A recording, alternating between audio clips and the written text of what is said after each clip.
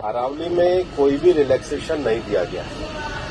पहली बात, अरावली भारत के 4 राज्यों में है, दिल्ली, हरियाणा, राजस्थान, हरियाणा और गुजरात। टोटल अरावली 39 डिस्ट्रिक्ट्स में है। अरावली की पिटीशन 1985 से चल रही है।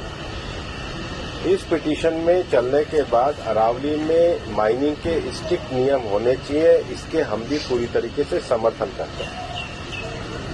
सुप्रीम कोर्ट ने चारों राज्यों को कहा कि अरावली की सेम डेफिनेशन होनी चाहिए। सेम डेफिनेशन में 100 मीटर को, जो कि 1968 का जो जियोलॉजी का स्टडी है रिचर्ड मॉर्फी, उसके कारण है। कुछ यूट्यूब चैनल ने और कुछ लोगों ने एक कंफ्यूजन खड़ा कर दिया कि 100 मीटर का अर्थ होगा टॉप के 100 मीटर। ऐसा नहीं है। उसका जो बेस स्ट्रक्चर है, जो पर्वत का बेस स्ट्रक्चर है, अगर वो जमीन के अंदर भी 20 मीटर है, वहां से लेके 100 मीटर तक प्रोटेक्शन है।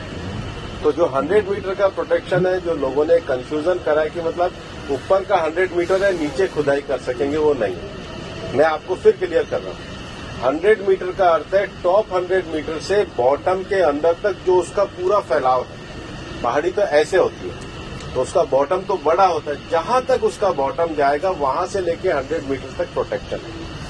और अगर एक पहाड़ी और दूसरी पहाड़ी के बीच में 500 मीटर का गैप है, तो वो जमीन भी अरावली रेंज मानी जाएगी। इस डेफिनेशन के आने के बाद 90% से ज्यादा एरिया प्रोटेक्टेड एरिया में आ गया। 90% से ज्यादा। मेरा ये स्टेटमेंट लिख लीजिए, टोटल अरावली का एरिया 1,47,000 स्क्वायर किलोमीटर है। इसके बाद केवल अभी की जो मेरे पास 39 डिस्ट्रिक्ट है, केवल 217 किलोमीटर, मतलब 2% में ही माइनिंग हो सकती है। और वो भी हर तरीके से नहीं हो सकती। उसके लिए भी सुप्रीम कोर्ट ने डायरेक्शन दिया है कि आपने जैसे सारंडा और झारखंड में एक पूरा पहले माइनिंग प्लान बनाया है, वो प्लान तैयार करिए। वो प्लान तैयार करने के बाद भी ICFR जो इंस्टीट्यूशन है उसकी परमिशन होगी, उसके बाद ही परमिशन मिलेगी। दिल्ली में कोई भी माइनिंग अलाउ ही नहीं है, ना होगी। मैं फिर दोहरा रहा हूं, दिल्ली के अरावली हिल्स में माइंस पूरी तरीके से बैन है।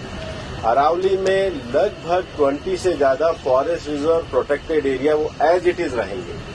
तो reserve area, protected area, even 100 metre भी पहले क्या होता था, जो लोगों ने करा था कि टॉप को छोड़ के नीचे खुदाई करते थे, तो वो एक तरीके से उसके चारों तरफ करते थे। अब वो भी नहीं कर सकेंगे।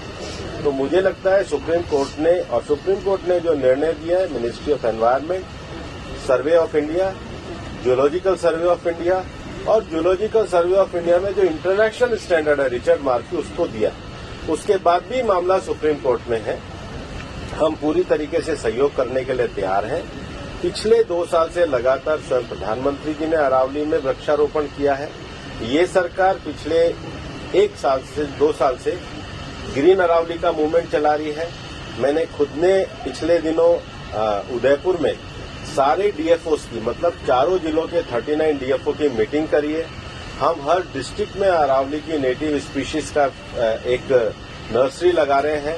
हम ग्रीन अरावली के लिए प्रतिबद्ध हैं। ये एक झूठ फैलाया जा रहा है। और सबसे बड़ी बात है कि ये जो रिपोर्ट है, ये 2006 से राजस्थान में ऑलरेडी लागू है।